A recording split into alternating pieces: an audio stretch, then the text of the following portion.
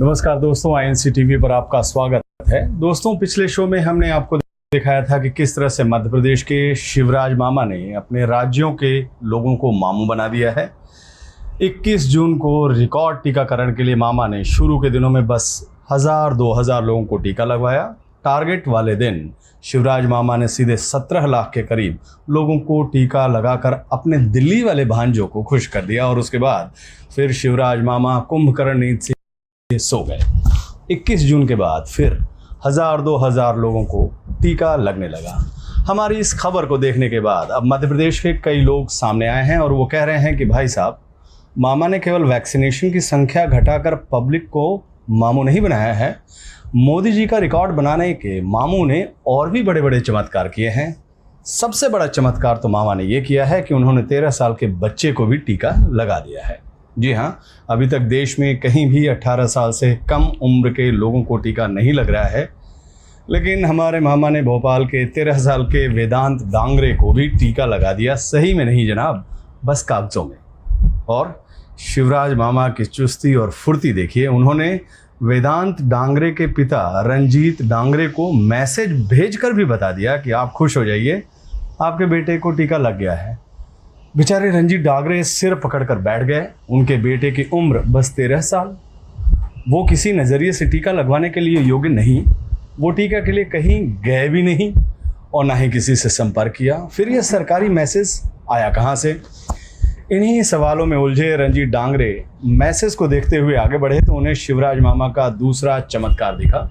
पिता से ज़्यादा पुत्र की उम्र। वेदांत के पिता ने अभी अपना 50वां बसंत नहीं देखा है, लेकिन मामा ने उनके बेटे को सीधे 56 साल का कर दिया। मामा ने वो चमत्कार कर दिखाया जो आज तक कुदरत भी नहीं कर सकी।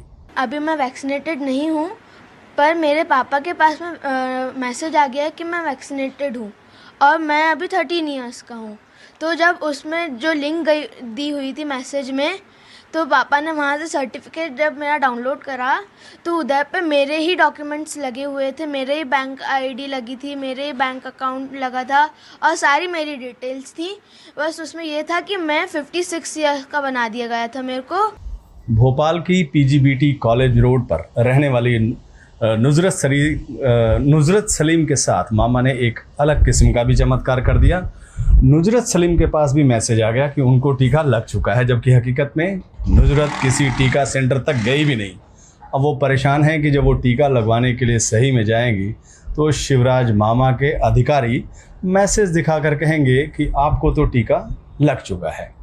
मामा का चमत्कार, ये सिलसिला यही नहीं थमा। उन्होंने रिकॉर्ड वैक्सीनेशन के लिए और बड़े से बड़े चमत्कार किए हैं। एक आधार नंबर पर 55 लोगों को टीका तक लगाने का चमत्कार किया है अपने शिवराज मामा ने। शिवराज के वैक्सीनेशन रिकॉर्ड में भी घोटाला। 16 लाख का आंकड़ा दिखाने और छवि चमकाने के लिए जो कभी मध्य प्रदेश आए ही नहीं, उन्हें भी टीका लगा दिया। शिवराज सरकार के वैक्सीनेशन अभियान में दर्जनों घोटाले सामने आना शुरू हो गए हैं। वैक्सीनेशन अभियान में सरकार ने 555 आधार नंबर पर 2-2 और 90 आधार नंबरों पर 3-3 बार वैक्सीन लगा दी है। इतना ही नहीं, भोपाल के बैरागढ़ में एक ही आधार नंबर पर 16 बार टीका लगा दिया गया, जिनमें से 3 लोग झारखंड, महाराष्ट्र और सतना के हैं। और खास बात ये है कि ये लोग आज तक भोपाल आए ही नहीं। अगर सिर्फ राजधानी भोपाल के आंकड़ों की बात की जाए तो 10,000 लोगों के वैक्सीनेशन डेटा रिकॉर्ड में 661 लोगों के आधार नंबर पर 1459 लोगों को वैक्सीन लगाई गई। अगर राजधानी भोपाल में इस कदर धांधली की गई है तो अंदाजा लगाइए पूरे प्रदेश में किस स्तर की धांधली की गई होगी। वाह शिवराज जी, आपका वैक्सीनेशन रिकॉर्ड भी आखिरकार धांधली और जुमला ही निकला।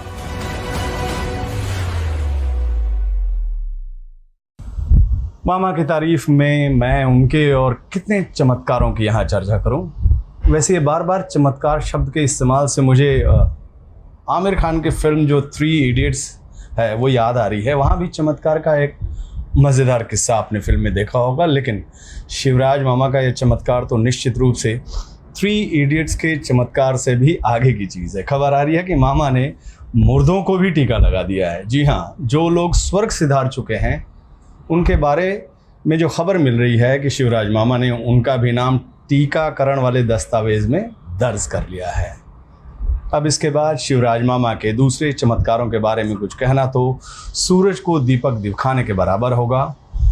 अब मैं वो गुस्ताखी नहीं कर सकता हूँ, बस शिवराज मामा के चमत्कारों को नमस्कार कर सकता हूँ। नमस्कार मामा, आपने टीकाकरण के खेल में अपने भांजों को मामू बनाने का जो काम किया है वो निश्चित रूप से आपके कीर्ति में चार चांद लगाएगा। एक बार फिर से मेरा नमस्कार स्वीकार कीजिए।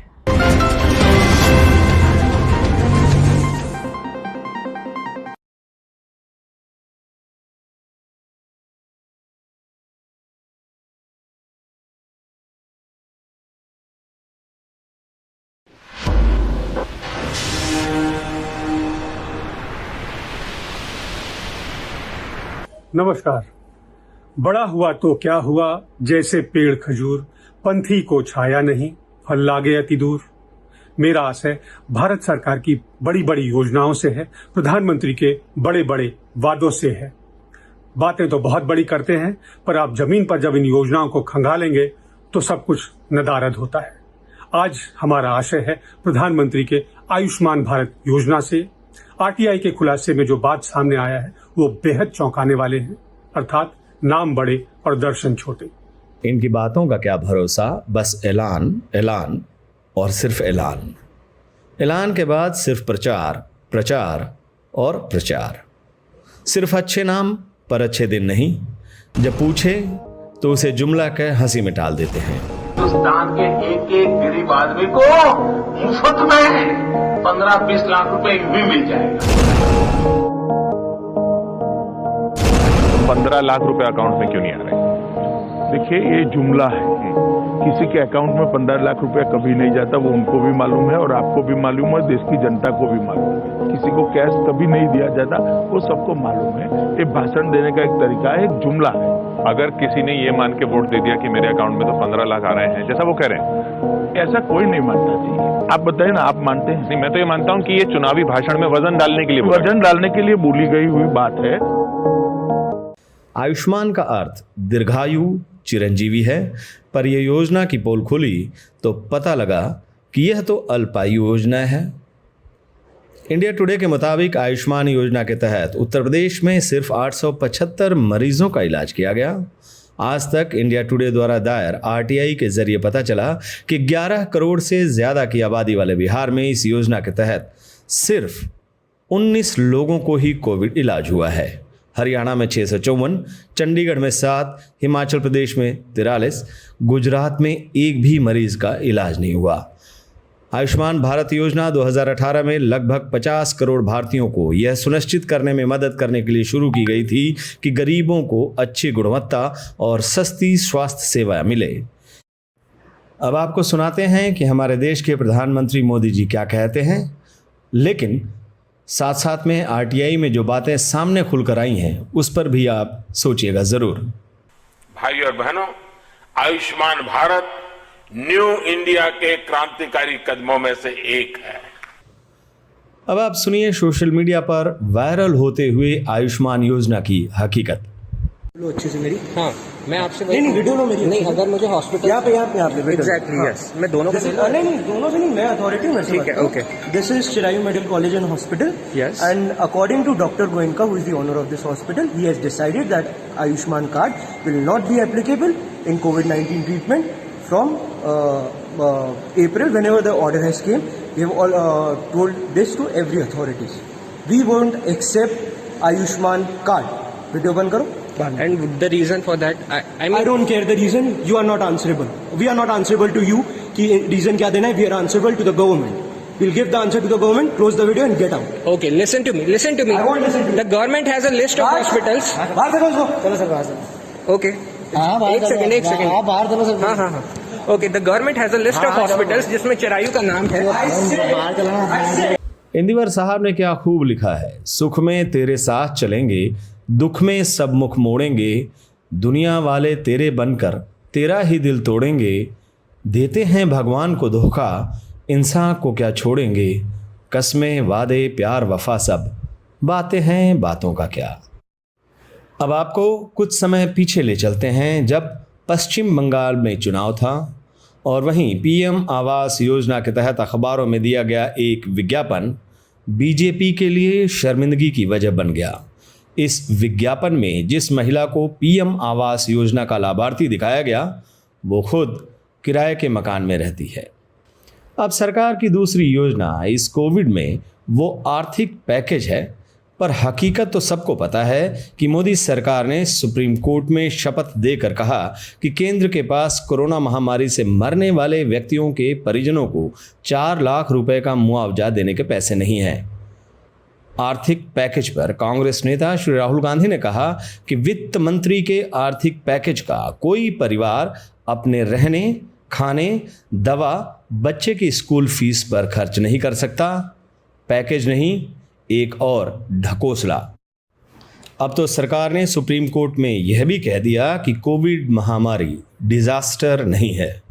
योजनाओं का कीर्तमान सिर्फ और सिर्फ विज्ञापनों तक सीमित है। आप विज्ञापन पढ़ते रहिए, पर सच ये है कि धरातल पर योजनाएं सिर्फ और सिर्फ नाम मात्र की हैं। तो ये थी हमारी आज की रिपोर्ट। आप बताइएगा आपको कैसा लगा। आप अपनी प्रतिक्रिया हमें जरूर लिख भेजिएगा। तब तक के लिए नमस्कार।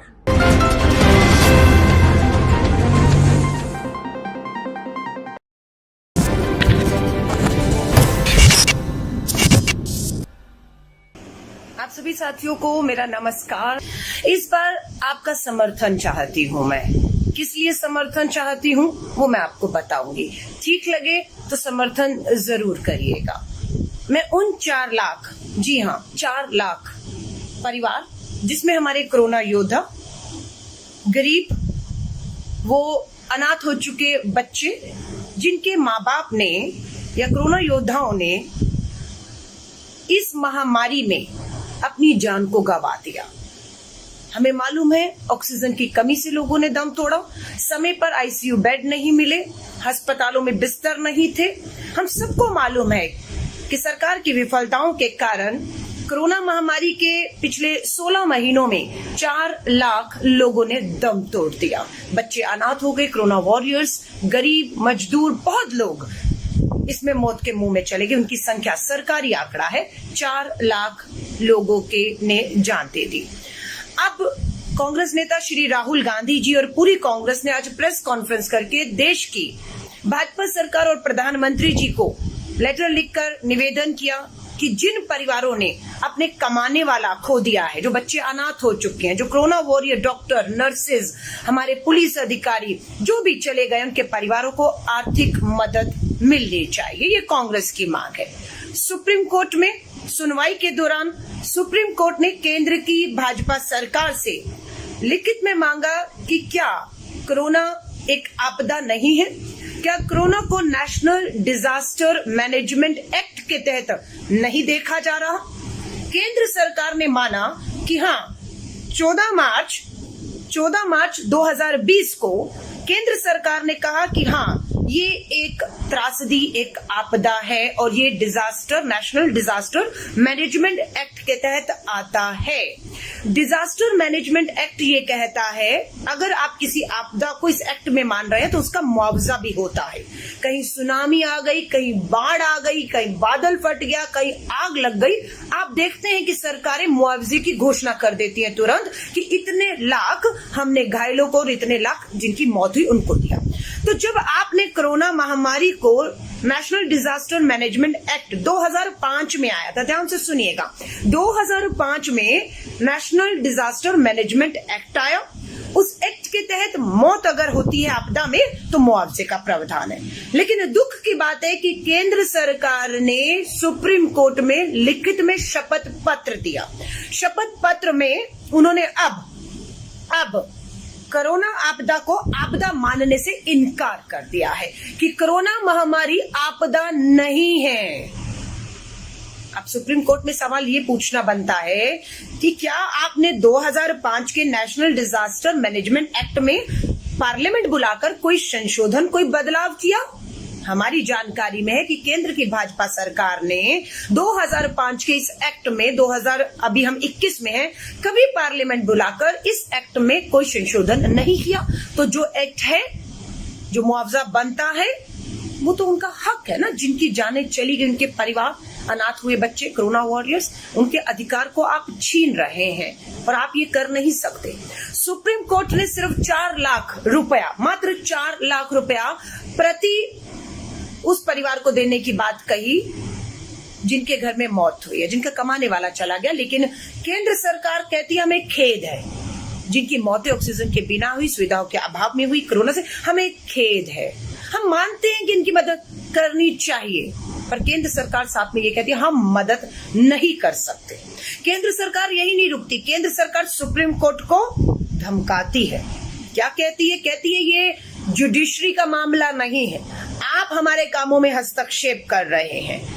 ये केंद्र की भाजपा सरकार सुप्रीम कोर्ट को कहती है कि आप अपना काम कीजिए, सरकार को मत समझाइए हमें किसको मुआवजा देना और किसको नहीं देना, कब देना है नहीं देना है।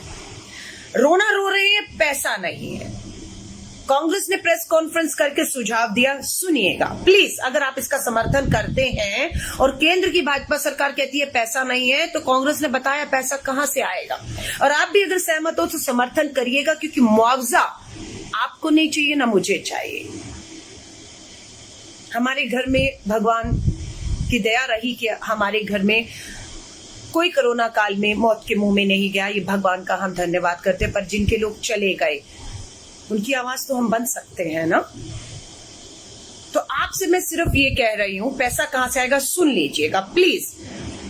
केंद्र सरकार हर साल मात्र पेट्रोल और डीजल से हर साल एक्साइज ड्यूटी के नाम पर, टैक्स के नाम पर 4 लाख करोड़ आपकी हमारी जेब से निकाल रही है। पेट्रोल डीजल 100 पार कर रहा है, हमारी जेब से पैसा निकला है हर साल 4 लाख करोड़ रुपया। मैं पिछले 6 सालों की बात करूंगी तो 24 लाख करोड़ रुपया। लेकिन हम पिछले 6 सालों में नहीं जा रहे हैं, क्योंकि पिछले 6 सालों में ये आपदा नहीं थी और हमने आपसे नहीं मांगा। लेकिन अब हम आपसे मांग रहे हैं कि इस साल का, इस मात्र 1 साल में पेट्रोल और डीजल से केंद्र की सरकार ने एक्साइज ड्यूटी में जो 4 लाख करोड़ कमाया है, उगाया है, हम उसका 10%, मात्र 10% मांग रहे हैं, अपने लिए नहीं। राहुल गांधी जी हो, कांग्रेस हो, आप और मैं जो ये आवाज उठाएंगे, हम अपने लिए नहीं मांग रहे। हम उस 4 लाख करोड़ का 10%, कितना हुआ? लगभग 40,000 करोड़ रुपए। ये अगर हम 40,000 करोड़ रुपया लें तो हम प्रति, जो 4 लाख परिवारों ने अपनों को खोया है, कमाने वालों को खोया है, बच्चे अनाथ है, अगर ये 40,000 करोड़ आए तो प्रति परिवार को 10 लाख रुपया मुआवजा मिलता है। ये उनका अधिकार है, ये उनका हक है। ये हक और अधिकार पार्लियामेंट के अंदर 2005 में जब संसद बैठी थी, ये एक्ट आया था, नेशनल डिजास्टर मैनेजमेंट एक्ट। उसमें आपदा मान और आपदा में मुआवजे का प्रावधान है। तो मैं आप सबसे बस हाथ जोड़कर ये कहूंगी, उन 4 लाख परिवारों में कितने परिवार मुझे सुन पा रहे हैं? नहीं है उनमें, आप में से कोई 547 लोग अभी हैं, 4 लाख परिवार। लेकिन मैं जानती हूं जब आप और हम उनकी आवाज बनकर बोलेंगे, उनके साथ न्याय की बात करेंगे, तो उन्हें थोड़ी बहुत तो इस बात की उम्मीद होगी कि वो अगर नहीं बोल पा रहे, वो दर्द और पीड़ा में, उन्होंने अपनों को खोया है, कमाने वाले को खोया है, अनाथ बच्चे हो गए हैं। मात्र 10 लाख एक परिवार को, 4 लाख परिवारों को 40,000 करोड़, और वो 40,000 करोड़ कहां से मांग रहे हैं? जो 1 साल में केंद्र की भाजपा सरकार ने पेट्रोल और डीजल से आपसे और हम में 1 साल में 4 लाख करोड़ कमाए, उसमें से मांग रहे हैं। लेकिन केंद्र की भाजपा सरकार पूरी तरह मुंह मोड़ चुकी है। पूंजीपतियों की बात आएगी ना तो सबके कर्ज माफ हो जाएंगे, बैंकों से लूट कर लेकर भाग गए। स्विस बैंक के अंदर 20,000 करोड़ रुपया, 13 सालों का रिकॉर्ड टूट गया है। इस साल सबसे ज्यादा स्विस बैंक में कोई गरीब रिक्शे वाला, मजदूर, इनके पैसे नहीं स्विस बैंक में इस साल जमा हुए हैं। ये 20,000 करोड़ रुपया स्विस बैंक में पूंजीपतियों का जमा हुआ है। उनपे तो ये सरकार मेहरबान है, लेकिन जब हम उस गरीब की बात करते हैं, उनको मुआवजा देने की बात करते हैं जो कानून में लिखा हुआ, और उस कानून में कभी कोई संशोधन नहीं हुआ। अब केंद्र की भाजपा सरकार को चुनौती देते हैं। दम हो तो 2005 के नेशनल डिजास्टर मैनेजमेंट एक्ट में आप बदलाव लाने के लिए पार्लियामेंट बुलाइए, प्रस्ताव लाइए, और हम भी देखना चाहते हैं मात्र उस गरीब को, जरूरतमंद को मुआवजा देने से रोकने के लिए इस एक्ट में अब संशोधन जब सरकार लाती है तो कौन कौन सांसद उस गरीब जरूरतमंद के साथ खड़ा होता है, उसे मुआवजा देने के लिए खड़ा होता है, या सरकार द्वारा इस एक्ट में संशोधन के समर्थन में खड़ा हो जाता है कि हाँ संशोधन लाइए, कोरोना को आपदा मत मानिए, कोरोना को आपदा नहीं मानेंगे तो मुआवजा भी नहीं देना पड़ेगा, लेकिन उसके लिए संशोधन लाना पड़ेगा, क्योंकि अभी का जो कानून है उसके मुताबिक कोरोना एक आपदा है और उस आपदा में जिनकी मौत हुई है उन्हें मुआवजे का हक बनता है। ये सुप्रीम कोर्ट भी कह रहा है और कांग्रेस भी कह रही है। तो अब आप सभी से हाथ जोड़कर कहूंगी, करिए समर्थन। इन 4 लाख लोगों ने जिन्होंने अपनों को खोया है, जब उनके पास ये आर्थिक मदद पहुंचेगी, आप सोच सकते हैं कितनी राहत मिलेगी उन्हें, जिनके कमाने वाला चले गया, जो बच्चे अनाथ हो चुके हैं। और 10 लाख कितना होता है? 10 साल खा लेगा कोई? नहीं खाएगा। लेकिन अभी एक मलहम का काम, ये आर्थिक मदद उन्हें उभरने में, थोड़ा सा उठ के आगे बढ़ने में, जिनके कमाने वाला चला गया उन्हें कुछ काम धंधा शुरू करने में, जिन बच्चों की पढ़ाई और सब चीज छूट चुकी है, क्योंकि सरकार कह रही है जो अनाथ हुए, जिनके माँ बाप दोनों गए, उन्हें मदद करेगी। जिनका एक गया, माँ या पिता में से एक गया, उन्हें सरकार मदद नहीं कर रही है। तो उनका जो कमाने वाला चला गया है, माँ या पिता में से एक, उन बच्चों के लिए भी ये कितनी बड़ी मदद होगी, ये आप और हम समझ सकते हैं। तो मैं आप सभी साथियों से हाथ जोड़कर निवेदन करूंगी, आप और मैं अपने लिए नहीं मांग रहे हैं, आप और मैं उन 4 लाख परिवारों के लिए बोल रहे हैं जिनका अपना कमाने वाला चला गया, जिसमें हमारे कोरोना वॉरियर डॉक्टर्स कहे, नर्सेज कहे, हमारी आंगनवाड़ी वर्कर कहे, हमारी बहुत से पुलिसकर्मी कहे, ना जाने कितने लोगों की जान बचाने में जाने उनकी चली गई हैं। तो मैं आप सभी से हाथ जोड़कर कहूंगी, कांग्रेस की मांग है कोविड कंपनसेशन फंड का गठन किया जाए। कोरोना को आपदा मानने से केंद्र की सरकार जो शपथ पत्र में सुप्रीम कोर्ट में इंकार कर रही है, उसे कहा जाए नहीं, इसे आपने आपदा 14 मार्च 2020 को कहा था, इसे आपको आपदा ही मानना है। आप अभी तक कोई संशोधन नहीं लेकर आए और उसके मुताबिक सुप्रीम कोर्ट 4 लाख प्रति परिवार को देने को कह रहा है। लेकिन हमारा फार्मूला है कि अगर केंद्र सरकार ने पेट्रोल डीजल से एक साल में 4 लाख करोड़ कमाया है तो उसका मात्र 10% 40,000 करोड़ का 10-10 लाख भी 4 लाख परिवारों को देंगे तो आप दे सकते हैं। आपके पास पैसा है, आपके पास नियत नहीं है। इसलिए मैं आप सभी से हाथ जोड़कर निवेदन करूंगी, जो साथी जुड़े उनसे हाथ जोड़कर कहूंगी, इस वीडियो को मात्र इसलिए शेयर करिएगा ताकि जो 4 लाख परिवारों ने अपना खोया है उसे लगे कि उनके अपने आप में और हमारे में अभी भी हैं।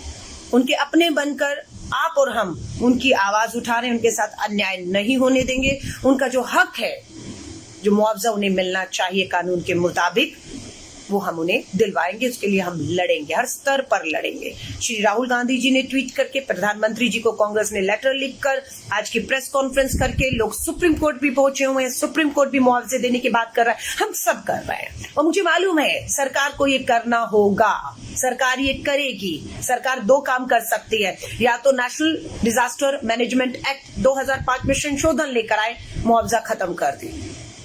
वो नहीं करेगी तो मुआवजा तो देना होगा आज के कानून के मुताबिक। और जब सरकार मुआवजा देगी, आप और हमें गर्व होगा कि आपने और हमने सोशल प्लेटफॉर्म पर भी, हर प्लेटफॉर्म पर आवाज उठाई थी, उनके सरकार के कानून तक पहुंचाई और सरकार को झुकना पड़ा, मानना पड़ा और मुआवजे की मदद राशि जो है राहत के तौर पर, मदद मलहम के तौर पर उन 4 लाख परिवारों को दी जिन्होंने अपने को, कमाने वालों को खोया है।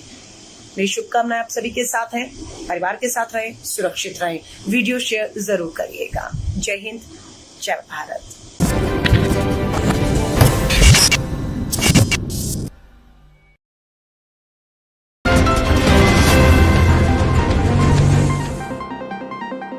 नमस्कार, आप देख रहे हैं INC TV. Indian national Congress ने कहा है कि 7 माह से नहीं 7 साल से किसानों को प्रताड़ित कर रही है मोदी सरकार। कांग्रेस महासचिव श्री रणदीप सिंह सुरजेवाला ने सिलसिलेवार तरीके से किसान विरोधी मोदी सरकार द्वारा किसानों को सताए जाने के 7 प्रमाण 7 सवाल गिनाए। उन्होंने कहा कि मोदी सरकार ने बनाया महापाप और पाखंड का विश्व कीर्तिमान। श्री सुरजेवाला ने कहा कि 7 सालों से महापापी और पाखंडी मोदी सरकार किसानों को जो है उनके अधिकारों का दमन कर रही है, उनके अधिकारों का हनन कर रही है। बीते 7 माह में मोदी सरकार ने किसानों पर बर्बरता की सारी हदें पार कर दी। ये बात कही है भारतीय राष्ट्रीय कांग्रेस के महासचिव श्री रणदीप सुरजेवाला ने। उन्होंने कहा कि समूचे विश्व में आज तक किसी निर्दयी और निर्मम सत्ता का ऐसा अत्याचार देखने को नहीं मिला जो मोदी सरकार धरती के भगवान कहे जाने वाले अन्नदाता किसानों के साथ लगातार 7 माह से कर रही है। 26 नवंबर 2020 से मां अन्नपूर्णा के भूमिपुत्र किसानों को सत्ता सता रही है। कभी उन पर लाठी बरसाती है, कभी आंसू गैस के बम मारती है, कभी उनके राहों में कील और कांटे बिछाती है। श्री सुरजेवाला ने कहा कि सड़कों पर सोने को मजबूर किसानों को मोदी सरकार कभी आतंकी कभी खालिस्तानी बताती है।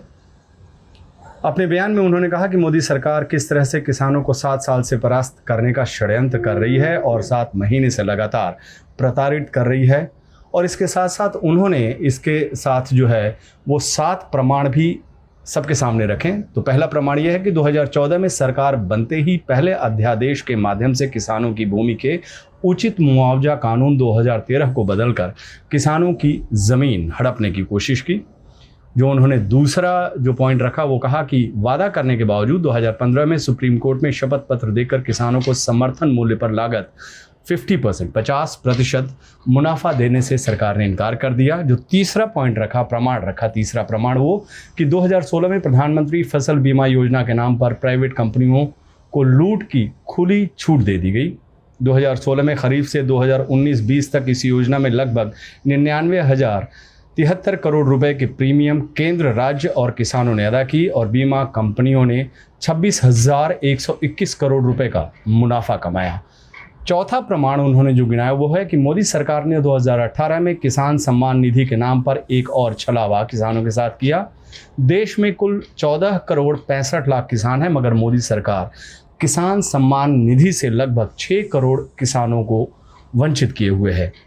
उन्होंने कहा कि एक तरफ मोदी सरकार कह रही है कि किसानों को 6,000 रुपये प्रति वर्ष सम्मान निधि देकर हम किसानों की सहायता कर रहे हैं, मगर दूसरी ओर मोदी सरकार ने बीते 6 वर्षों में डीजल की कीमत मई 2014 में 55.49 रुपये से बढ़ाकर 88.65 रुपये कर दी है, अर्थात लगभग 33.16 रुपये प्रति लीटर डीजल के दामों की वृद्धि की गई है। इसी प्रकार खेती में लगने वाले इनपुट जैसे उर्वरक, कीटनाशक, फेरोमोन ट्रैप, ट्रैक्टर, ड्रिप या फिर स्प्रिंकल या जो अलग अलग उपकरण हैं जो खेती में काम आते हैं, उन पर 5 से 18% तक GST लगाने से खेती का लागत मूल्य लगभग 20,000 रुपये प्रति हेक्टेयर बढ़ गया है। एक और मोदी सरकार 6,000 रुपये सालाना देने का स्वांग रचते हैं और दूसरी ओर किसानों की जेब से 20,000 रुपये प्रति हेक्टेयर निकाल लेते हैं।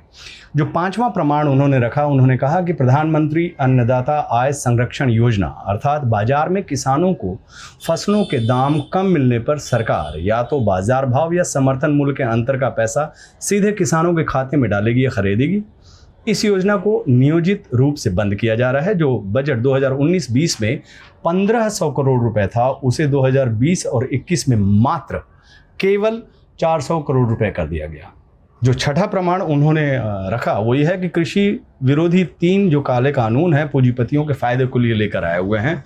और 7वां ये कि खुद लागत एवं मूल्य आयोग मोदी सरकार पर अपनी रिपोर्ट में खुलासा करता है कि सरकार समर्थन मूल्य पर दाल खरीदकर ऐसे समय बाजार में उतारती है जब किसानों की फसलें आने वाली होती है, अर्थात जो पूंजीपति हैं उनको लाभ पहुंचाने के लिए बाजार के दाम में जो सरकार है वो तोड़ देती है।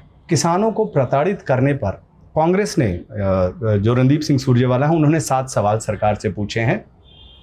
जो पहला सवाल है वो है कि क्या लागत और मूल्य आयोग ने अपनी खरीफ रिपोर्ट 2021 और 22 में ये आरोप नहीं लगाया कि लागत निकालने के लिए सरकार सैंपल साइज बहुत छोटा रखती है जिससे सही लागत मूल्य नहीं निकल पाता है। दूसरा सवाल उन्होंने पूछा कि क्या यह सही नहीं है कि सुप्रीम कोर्ट में फरवरी 2015 के शपथ पत्र में सरकार ने माना कि स्वामीनाथन आयोग की 201 सिफारिशों में से कांग्रेस की सरकार ने जनवरी 2014 तक जो 175 थी वो हूबहू लागू कर दी थी, मगर मोदी सरकार ने उसके बाद एक भी कदम आगे नहीं बढ़ाया।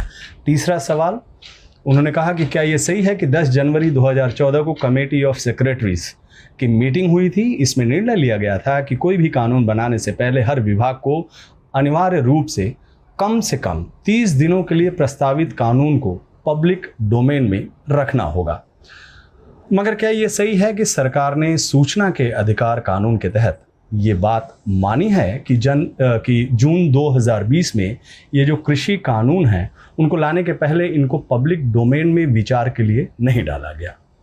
क्या सवाल अगला पूछते हैं वो कि क्या सुप्रीम कोर्ट में सरकार ने झूठा शपथ पत्र दिया है कि किसानों से चर्चा करके ये तीनों जो कानून हैं वो लाए गए हैं, जबकि सूचना के अधिकार तहत जो जवाब में सरकार ने स्वीकारा कि कानून लाने से पहले किसानों से जो चर्चा के कोई भी प्रमाण मौजूद नहीं है।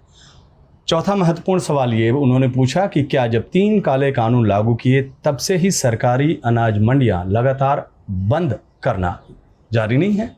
और पांचवा उन्होंने पूछा कि क्या किसान को मंडियों से बाहर देश में कहीं भी अपनी फसल बेचने की आज़ादी नहीं?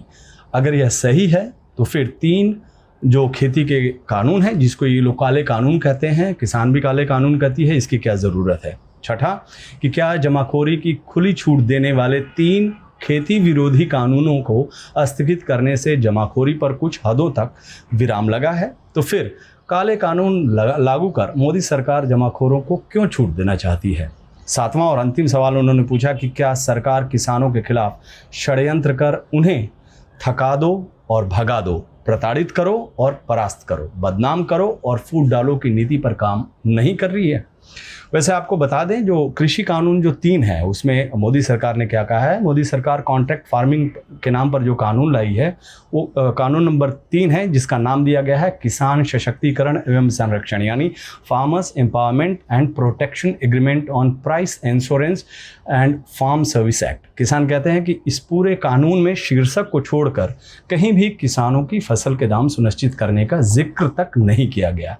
यह भी तय नहीं किया गया कि पूंजीपति किसानों की फसलों को न्यूनतम समर्थन मूल्य MSP पर ही खरीद सकेगी। यह कानून MSP की गारंटी नहीं देता, क्योंकि इस कानून की धारा 4 के उपधारा 4 में यह कहा गया है कि समझौता के समय, जब समझौते होंगे तो उसके समय फसल की जो क्वालिटी, ग्रेड, स्तर समझौते में लिखना शुरू होगा और फसल कटाई के या डिलीवरी के समय योग्य पारखी से उसकी जाँच करानी होगी। साफ है कि किसान अब बड़ी कंपनियों के रहमो करम पे होगा। जो बड़ी कंपनियां हैं उनके अनुसार ही होगा, उनके रहमो करम पे होगा। अगर कंपनियों को मुनाफा दिखेगा तो वो फसल समझौते के अनुसार खरीदेंगी और सही नहीं लगेगा तो क्वालिटी, ग्रेड और स्तर का बहाना बनाकर उसे खारिज कर देंगे। दूसरा, इस कानून में भी किसानों को सिविल कोर्ट जाने के अधिकारों से वंचित किया गया है। इस कानून की धारा 7 1 और 2 में कहा गया है कि इस कानून के तहत किए गए अनुबंध राज्य सरकार के खरीद फरोख्त कानून के दायरे से भी बाहर रहेंगे। तीसरा, इतना ही नहीं, यह समझौता करने वाले पूंजीपतियों को तो आवश्यक वस्तु कानून 1955 की न सिर्फ स्टॉक लिमिट के दायरे से बाहर रखा गया है, बल्कि यहाँ तो 50 और 100% दामों की वृद्धि के बावजूद भी पूंजीपति को जमाखोरी की छूट दे दी गई है। और चौथी बात इसमें आपको बताना चाहेंगे, जो कानून नंबर 3 है उसमें यह है कि समझौते में MSP की कोई गारंटी नहीं है। दुर्भाग्यपूर्ण बात यह है कि कहने को तो इस कानून का नाम दामों की गारंटी का कानून है, मगर मोदी सरकार ने इसमें भी पूंजीपतियों को औने पौने दामों में यह समझौता करने की छूट दे दी है। किसान इसी बात पर नाराज़ हैं। और पांचवा, सबसे महत्वपूर्ण, 2011 में तत्कालीन मुख्यमंत्री, उस वक्त के मुख्यमंत्री गुजरात के नरेंद्र मोदी जब उपभोक्ता मामलों की समिति के चेयरमैन थे, तब उन्होंने लिखित रिपोर्ट में कहा था कि किसानों की फसलों की खरीद पर MSP की कानूनी गारंटी दी जानी चाहिए। पर आज के प्रधानमंत्री और उस वक्त के मुख्यमंत्री बनने जो हैं वो प्रधानमंत्री बनने बाद नरेंद्र मोदी खुद ही लिखी बात से ही कन्नी काट गए हैं। अब किसानों का आरोप है कि मोदी सरकार किसान का भला नहीं, कंपनियों का मुनाफा देख रही है और इसीलिए वो 7 महीने से सड़कों पर है। सरकार यह भूल गई है यह जो लड़ाई है किसानों की अब निर्णायक है। देश का अन्नदाता किसान और खेत मजदूर वो न झुकने के लिए तैयार है, न डर रहा है, न थकेगा, न रुकेगा। हम देख रहे हैं 7 महीने से ऐसे ही चल रहा है, क्योंकि यह लड़ाई हिम्मत के दिए और सिक्कों के तूफान की है। किसान देश की हिम्मत का दीपक है और मोदी सरकार पूंजीपतियों की सिक्कों की खनक में अंधे हो रोजी रोटी को तबाह करने वाला तूफान। ये किसान कहता है, यह तूफान किसान खेत मजदूर के दीपक की रोशनी को बुझा नहीं पाएगा। जिस तरह से हम देख रहे हैं कि आंदोलन किस तरह से विश्व का बड़ा आंदोलन हो गया है, क्योंकि किसान मजदूर का संकल्प जो है वो सूरज का प्रकाश बन नई क्रांति का सूत्रपात कर रहा है, जो मोदी सरकार द्वारा फैलाए जा रहे अंधियारे को सदा के लिए समाप्त कर देगा। इस बुलेटिन में फिलहाल इतना ही। जय जवान जय किसान।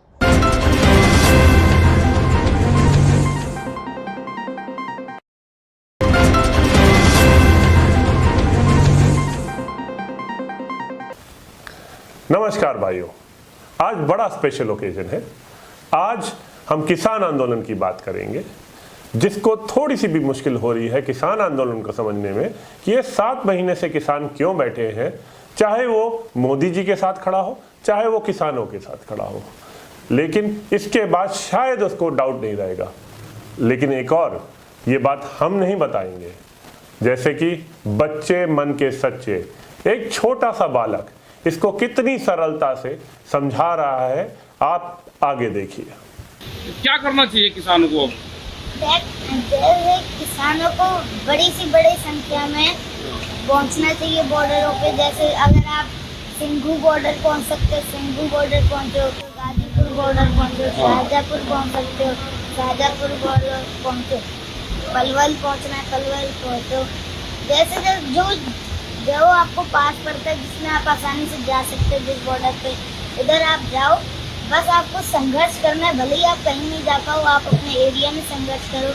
ऐसे नहीं हुआ कि आप ऐसा करो, आपका नाम लिखा जाए कि इन्होंने यहाँ पे संघर्ष करा था। अच्छा, मतलब अगर किसान है तो उसको घर से बाहर निकल जाना चाहिए। अब हाँ, उसको संघर्ष करना चाहिए। हाँ।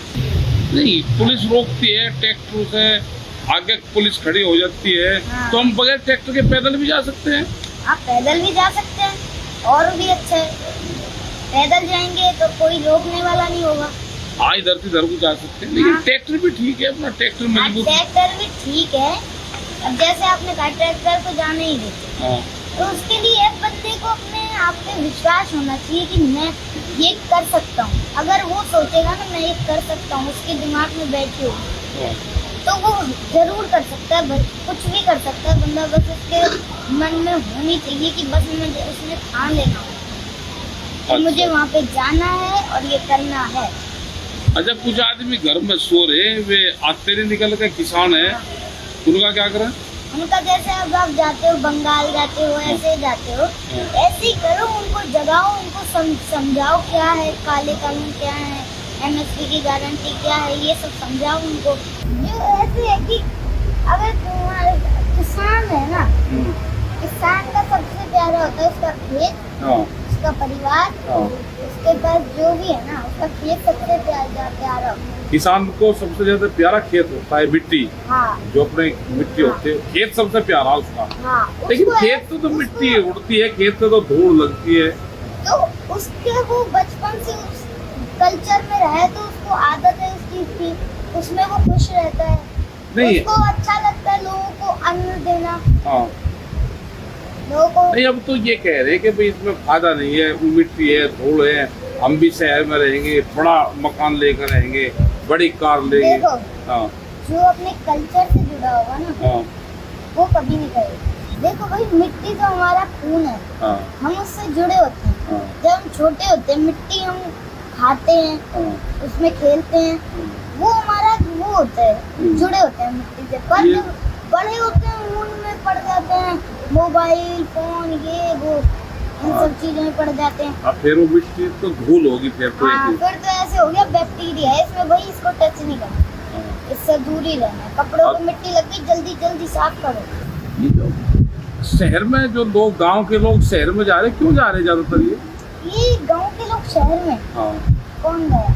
जाते हैं कुछ लोग, गांव छोड़कर जा रहे हैं, प्लान कर रहे हैं। वो इसलिए जा रहे हैं क्योंकि जो उन पे अत्याचार हो रहा है गाँव। कभी कोई ठेकेदार आ जाएगा, ला भाई मेरे पैसे दे, तूने मेरे से कर्जा ले रखा है, तेरी जमीन ले लूंगा, ये ले लूंगा, इसलिए वो परेशान हो रहे। अब ऐसे तो है नहीं कि अब वो चाहते हैं कि हम मरे ना, आत्महत्या ना करें, हम अपनी एक अच्छी लाइफ जिए, नई लाइफ शुरुआत करें और फिर हम थोड़े पैसे कमाएं, फिर उसको पैसे दें, हम चुकाएं उसको पैसे, कुछ काम दें। हाँ, तो किसान ये है कि जिससे कर्जा ले लिया, उसका कर्जा देना चाहता है वो, शहर में जाकर कमाएगा और उसका कर्जा दे देंगे, मैं आत्महत्या ना करूँ। बहुत लोग आत्महत्या करते हैं। वो लोग ऐसे होते हैं कि उनमें दम नहीं है, दम नहीं है, जो अंदर से उनका दिल जो है ना वो छोटा है, और जो ऐसे शहर में जाके वो सोचते हैं हम करेंगे, हम अमीर बनेंगे और फिर उसको बताएंगे अब दो। अब ना किसान को मजबूत होना, लड़ाई लड़नी पड़ेगी। हाँ, किसान को लड़ाई लड़नी पड़ेगी, किसान को बाहर आना पड़ेगा घरों से, किसान को जागना पड़ेगा। अब तो बच्चों का ये कहना है, देखो भाई वो भी एक किसान के बेटे हैं और उनको भी खेती करनी है।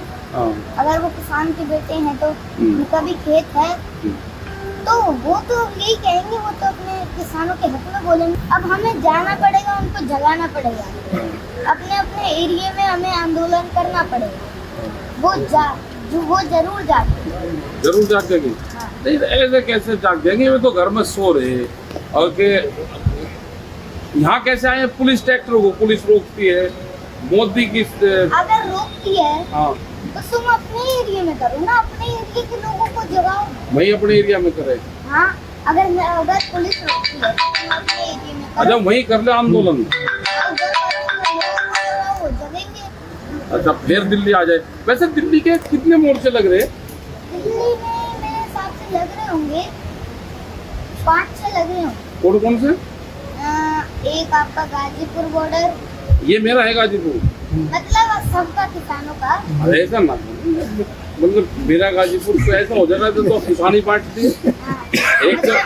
एक गाजीपुर, दूसरा एक सिंघू बॉर्डर, 2, तीसरा और पलवल बॉर्डर, 4 शाहजहाँपुर बॉर्डर, और वो डिग्री, डिग्री एक ढासा भी है। ढासा।